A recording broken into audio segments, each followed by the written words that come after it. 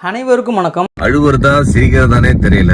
இவ்வளவுதான் நம்ம படிச்சு உலக அறிவுன்னு நினைச்சாலும் ஒருத்தன் சப்பையா ஆன்லைன்ல ஒரு வாட்ஸ்அப் மெசேஜ்ல 15,000 ரூபாய் என்கிட்ட இருந்து ஆட்டையை போட்டாங்க.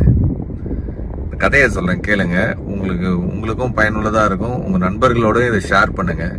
கோயம்புத்தூர்ல இருந்து எனக்கு தெரிஞ்ச ஒரு பெரிய ஹோட்டல் தொழிலதிபர் அவரு வாட்ஸ்அப்ல இருந்து எனக்கு ஒரு மெசேஜ் வருது, ஐ நீட் அ ஹெல்ப் அப்படின்னு. நான் வண்டி ஓட்டிட்டு இருந்தேன். அவர்கிட்ட இருந்து ஒரு மெசேஜ் ரொம்ப ரேரா வரும். அவர்கிட்ட இப்படி ஒரு மெசேஜா?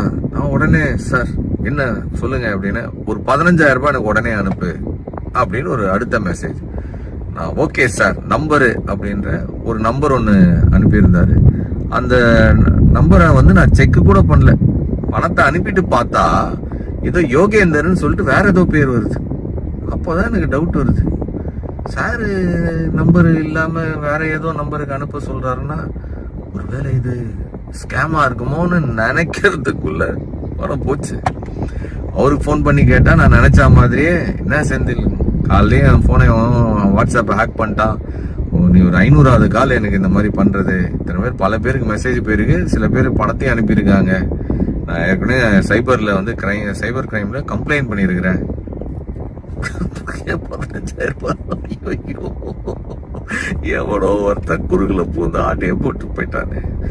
நெக்ஸ்ட் டைம் யாராச்சும் உங்ககிட்ட இந்த மாதிரி வாட்ஸ்அப்ல இருந்து பணம் கேட்குறாங்க அப்படின்னா தயவு செஞ்சு கன்ஃபார்ம் பண்ணாம யாருக்கும் இந்த மாதிரி டக்குன்னு எடுத்து ஒரு எமோஷனல்ல யோசிக்காம அனுப்பி விட்டுறாதீங்க.